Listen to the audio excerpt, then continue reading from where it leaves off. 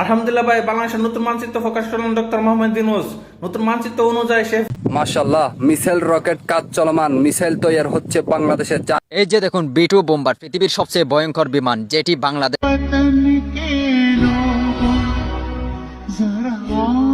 তার Twitter handle সহ ফেসবুকে, কারণ বাংলাদেশ লঞ্চ করেছে মোচা, যার ভয়াবহ হতে পারে আমেরিকা সহ ইসরায়েল সহ উড়ে যেতে পারে, এবং জোরে লাঠি, যার ভয়ঙ্কর দিয়েছে আমাদের ফাটাকেষ্ট। দেশের যে পরিস্থিতি, এটাই সঠিক সিদ্ধান্ত আমার মতে। আপনার শান্তন, এবার তো প্রেসারও বেড়ে যাবে। হ্যালো এভরিওয়ান, কি অবস্থা সবার? আই হোপ, আশা করি আপনারা প্রত্যেকে ভালো এবং সুস্থ রয়েছেন। গাইস, আমার পাশে এটা দেখতে পাচ্ছেন, এটা কিন্তু রুটি সেকার তাওয়া। কিন্তু জানেন তো, আজকে এটার ব্যবহার একটু আলাদাভাবে করব। রুটি নয়, আজ বাংলাদেশি পটাশিয়ামদের পেছনটা কড়া করে ছেঁকে দেব এই তাওয়া দিয়ে। তাই আপনাদের কাছে আমার ছোট্ট একটাই অনুরোধ, যে ভিডিওটি অন্তত শেষ পর্যন্ত দেখে যাবেন, কারণ আজকে আপনাদের সামনে যা কিছুই পেশ করতে চলেছি তা একেবারে গরমা গরম তাওয়ার মতোই লাগবে। তো চলুন তাহলে আর কথা না বাড়িয়ে ভিডিও শুরু করা যাক। আলহামদুলিল্লাহ ভাই, বাংলাদেশের নতুন মানচিত্র প্রকাশ করলেন ডক্টর মোহাম্মদ ইউনূস। নতুন মানচিত্র অনুযায়ী সে পরিমাণ জমিনগুলি নাই। আমার মনে হইতেছে দাদা বউরা নিয়ে গেছে এই জমিনগুলি। আমার সাথে কারা কারা একমত? গাইস, এর এই কথাগুলো শোনার পর একে আমি পাগল বলবো নাকি এইটা বলবো, আপনারাই বলুন তো। বাংলাদেশে ডক্টর মোহাম্মদ ইউনূস একটি মানচিত্র তৈরি করেছে, এবং সেই মানচিত্রে নাকি সেই রকম মাটিই নেই, সেই রকম জায়গাই নেই। আর থাকবেই বা কী করে? সেইগুলো যে ভারতের, আর ভারতের কাছ থেকে ভারতের জমি দখল করতে এলে তোদের লুঙ্গি পুরো আকাশে চলে যাবে। মাশাআল্লাহ, মিসাইল রকেট কাজ চলমান, মিসাইল তৈরি হচ্ছে বাংলাদেশের, যার গতি হবে ঘন্টায় 3000 কিলোমিটার। বাংলাদেশ এভাবে এগিয়ে যাবে ইনশাআল্লাহ। বাংলাদেশ নাকি বানাচ্ছে মিসাইল, যে দেশের কিনা গবেষণা কেন্দ্রের চেয়ারম্যান আলু বিক্রেতা, সেই দেশ যদি ভুল করে মিসাইল তৈরি করেও ফেলে, তাহলে সেই মিসাইল দিয়ে আলুর বোমা বেরোবে, আর বাকিটা তাদের দুঃস্বপ্ন হয়ে থেকে যাবে। যুদ্ধবিরতির ঘোষণা জানিয়ে দিল ডোনাল্ড ট্রাম্প তার টুইটার হ্যান্ডেল সহ ফেসবুকে, কারণ বাংলাদেশ লঞ্চ করেছে মোচা, যার ভয়াবহ হতে পারে আমেরিকা সহ ইসরায়েল সহ উড়ে যেতে পারে, এবং জোরে লাঠি, যার ভয়ঙ্কর প্রচুর। এবং আমরা আরও দেখতে পাচ্ছি আকাশ সীমানা জুড়ে চলছে বাঁশের মহড়া দিচ্ছে বাংলাদেশ। বাংলাদেশ পারমাণবিক লুঙ্গি কেন্দ্র থেকে জানানো হয়েছে যে ইরানের পাশেই থাকবে তারা।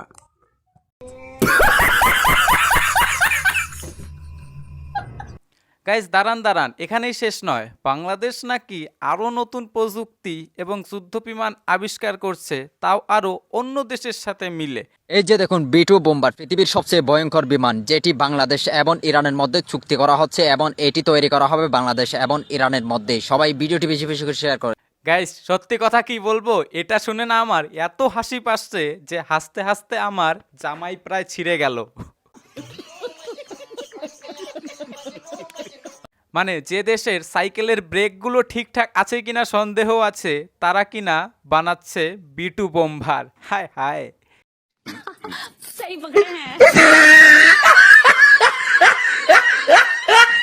এখানে সব থেকে মজার ব্যাপারটা দেখুন, যে দেশের মানুষজনেরা বিমানের চাকাটা খুলে নিয়ে পালায়, চাকাটা অবধি চুরি করে নেয়, সেই দেশে কিনা উড়বে B2 বোম্বার। সিলেটে সাদা পাথর চুরির পর এখন হইছে বাংলাদেশের বিমানের চাক্কা চুরি। আগেই কইছিলাম যে এয়ারপোর্টে বিমান থাকতে আর বিমানের চাক্কা থাকতে থাকতে বিদেশ ঘুরে আসেন, হেকালে তো ঘুরতে যান না, এখন বিমানের চাক্কা চুরি হয়। চিন্তা করেন চুরির লেভেল কোন পর্যায়ে গেলে মানুষ মাটি থেকে ডাইরেক্ট আসমানে যাই বিমানের চাক্কা চুরি করে। বাঙালি চুরির লেভেলকে একটা ঐতিহাসিক স্থানে নিয়ে যাইতেছে। আচ্ছা বলছি, B2 বোম্বারটা কি আলু গ্যাসের মাধ্যমে উড়বে নাকি বাতাসের মাধ্যমে? ঢাকা তার ছিনতাইকারী দেখা মাত্রই গুলির নির্দেশ দিয়েছে আমাদের ফাটাকেষ্ট। দেশের যে পরিস্থিতি, এটাই সঠিক সিদ্ধান্ত আমার মতে। আপনারা কি বলেন ভাই? দাড়ি নয়, কমা নয়, একদম ফুল স্টপ। फंस गया सीएम, इसे पार्टी की मीटिंग समझ के फंस गया। গাইস, বাংলাদেশের নতুন ফাটাকেষ্ট নাকি ডক্টর মোহাম্মদ ইউনূস। তিনি বর্তমানে ছিনতাইকারীদেরকে দেখলেই নাকি সোজা অ্যাকশন নিচ্ছেন, নো দাড়ি নো কমা, সোজা নাকি ফুল স্টপ বসিয়ে দিচ্ছেন। আমার কি মনে হয় জানেন, ওনাকে নোবেল বিজয়ী তকমা না দিয়ে ওনাকে ফুল স্টপ মাস্টার তকমা দেওয়া উচিত। सही पकड़े हैं। আর না হলে ওনাকে ডাকা উচিত বাংলাদেশের লুঙ্গি ফাটা ফাটাকেষ্ট।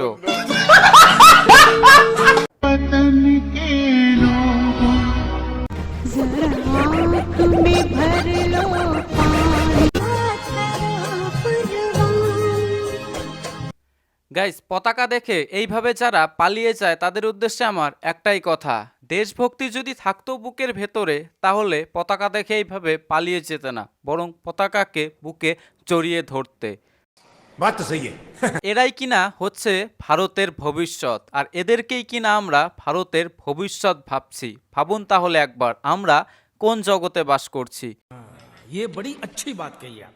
আল্লাহর ওলিরা পানির উপর দিয়ে হেঁটে যায় সেটা অনেকবার শুনেছি, আজকে নিজ চোখে দেখলাম। মুসলিম হলে অবশ্যই ভিডিওটি শেয়ার করে অন্য মুসলমান ভাইকে দেখার সুযোগ করে দিবেন।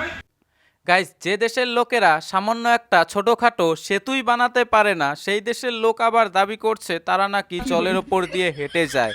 আগে ভাই ঠিকঠাক করে নৌকা চালানো শিখে নাও, তারপর না হয় সমুদ্র পাড়ির কথা ভেবো।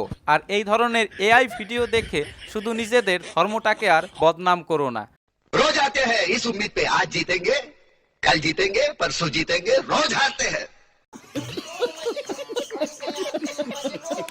ছাত্র শিক্ষকের মিলনস্থল টিএসসি, সেখানে হঠাৎই ঝড় তুলেছে একটি রহস্যময় মানচিত্র, নাম সালতানাতি বাংলা।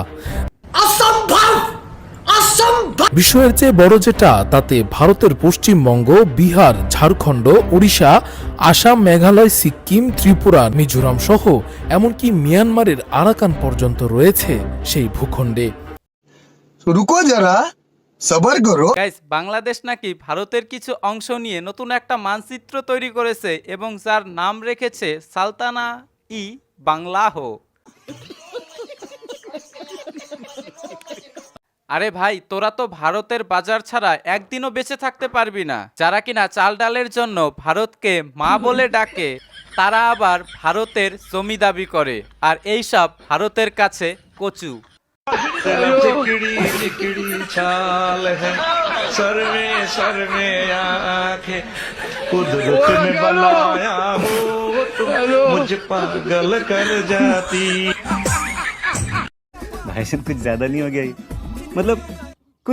তো ভালো থাকবেন, সুস্থ থাকবেন, দেখা হচ্ছে আগামী ভিডিওতে। এবং পারলে এই ভিডিওটি একটু শেয়ার করে দেওয়ার চেষ্টা করবেন।